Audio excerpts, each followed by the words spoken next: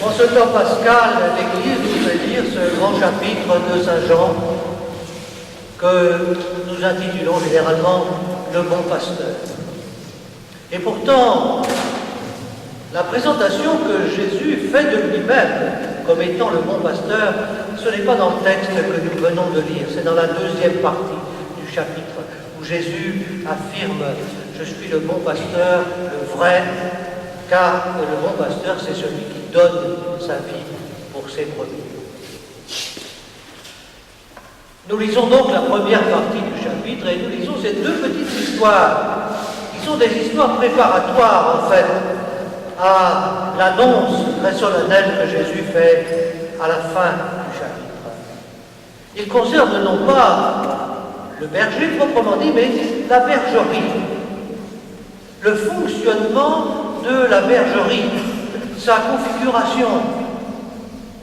Et peut-être que ce qui peut nous aider aussi à comprendre ce texte, Saint Jean, ce n'est pas toujours facile et ce n'est pas toujours explicite, c'est d'abord de nous arrêter aux interlocuteurs de Jésus.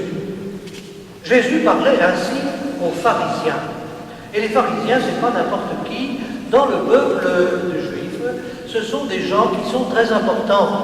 Ils travaillent depuis très longtemps, des mois, des années, pour essayer de donner des règles de comportement au peuple juif, de les amener à une vie plus spirituelle.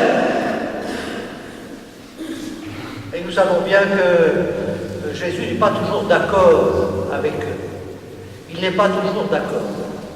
Et ce désaccord, eh bien, nous le voyons dans la suite du texte, puisque vous l'avez remarqué probablement au fur et à mesure de la lecture, il est souvent question des voleurs, des brigands. 3 fois, il est question des voleurs et des brigands.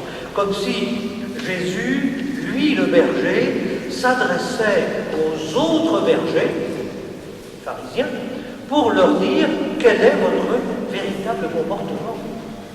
Que faites-vous? Que dites-vous? Êtes-vous de véritables bergers? Je vais parler de la bergerie, en effet, pour comprendre le texte, il faut s'imaginer quelque chose que nous n'avons pas forcément sous les yeux, nous qui sommes des urbains.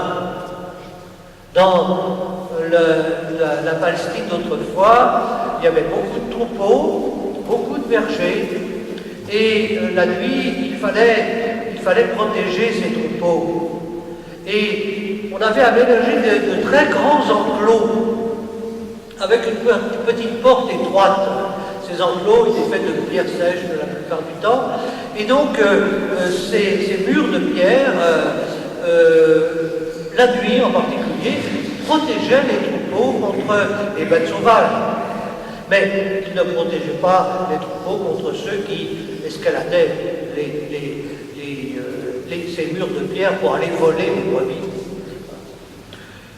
Il faut comprendre ça parce que lorsque Jésus nous parle de ce berger qui appelle ses brebis, vocation appelée, qui appelle ses brebis, il le dit par leur nom, mais ce n'est pas parce qu'il les appelle par leur nom d'abord qu'elles le reconnaissent, c'est à sa voix. Et donc, lorsque ces grands enclos qui rassemblaient la nuit plusieurs troupeaux à la garde du portier, par exemple, qui permettait aux autres bergers qui travaillaient le jour de se reposer, eh bien le matin, les différents bergers auxquels appartenaient les troupeaux venaient l'un à la suite de l'autre et ils appelaient chacun leur troupeau. Et lorsque leur voix se faisait entendre, alors parmi cette grande masse de brebis et de moutons, il y a seulement quelques-uns qui se levaient, ceux qui avaient reconnu la voix de leur berger. Il faut comprendre ça pour saisir ce dont le Christ nous parle. Le berger arrive le matin, il appelle ses brebis, il les fait sortir et il les emmène vers le pâturage. Jamais elles ne suivront un inconnu, elles s'enfuiront loin de lui car elles ne reconnaissent pas la voix des inconnus. Vous savez que les petits-enfants, les tout petits-enfants, c'est par la voix qu'ils reconnaissent leurs proches, hein, qu'ils se sentent en sécurité, et qu'ils peuvent construire la confiance qu'ils peuvent avoir dans la vie et dans leur entourage. Nous sommes dans la même configuration. C'est intéressant pour nous de voir cette comparaison que Jésus prend. C'est une figure de l'Église, en fait. Saint Jean, vous savez, de manière générale, il ne s'intéresse pas beaucoup à l'organisation de l'Église. Mais il s'intéresse à il se pose la question, qu'est-ce qui fait l'Église au fond? Et il est en train de nous dire ce qui fait vraiment l'Église, c'est la relation extrêmement personnelle, absolument unique, que chacun d'entre nous a avec le Christ. Et c'est l'ensemble de toutes ces relations qui constituent en fait l'Église du Christ. C'est une vision spirituelle, mystique de l'Église, mais qui est évidemment extrêmement importante. Et l'Évangile d'aujourd'hui nous interroge tous et chacun sur la qualité de la relation que nous avons avec le Christ. Et qui indique quelque chose de notre place, eh bien, dans l'Église.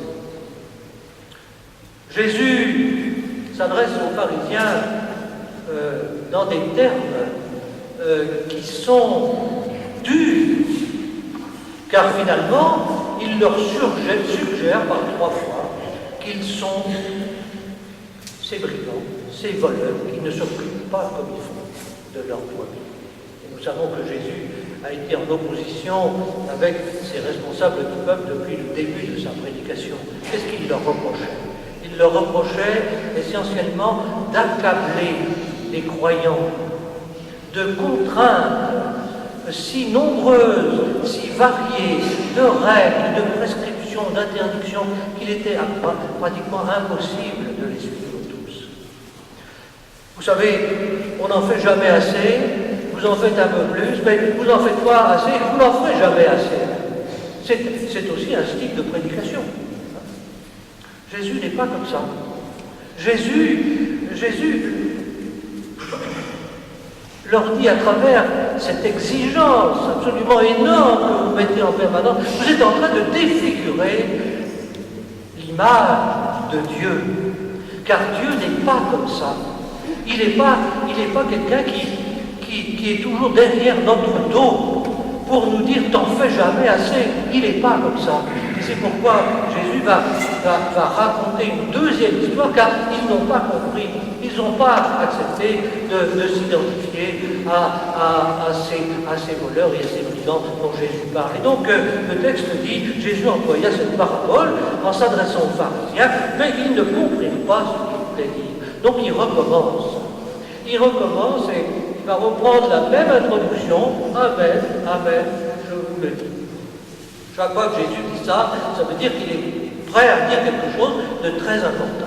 Et là, il va suivre en nous disant quelque chose d'étrange.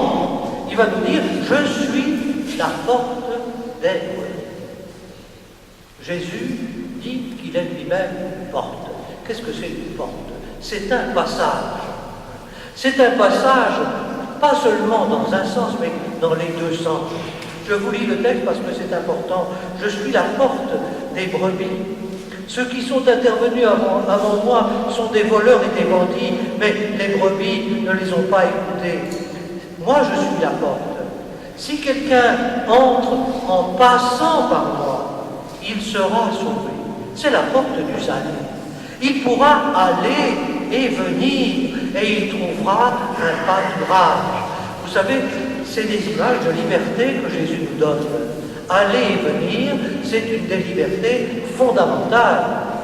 Lorsque, pour une raison ou pour une autre, nous ne pouvons plus nous déplacer, nous savons quel handicap cela représente. Et nous savons aussi que beaucoup de peuples aujourd'hui, eh bien, ont beaucoup de difficultés à aller même d'une ville à une autre parce qu'ils doivent effectuer un nombre considérable de démarches pour simplement se déplacer, aller et venir.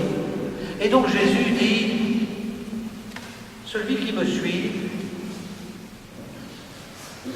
il peut me suivre en toute sécurité car je n'en veux pas à sa liberté. Je n'en veux pas à sa liberté, il pourra venir me suivre et passer par moi pour aller se reposer, se ressourcer dans la bergerie. Mais il pourra, à sa guise, aussi sortir de la bergerie pour aller dans les pâturages, aller et venir.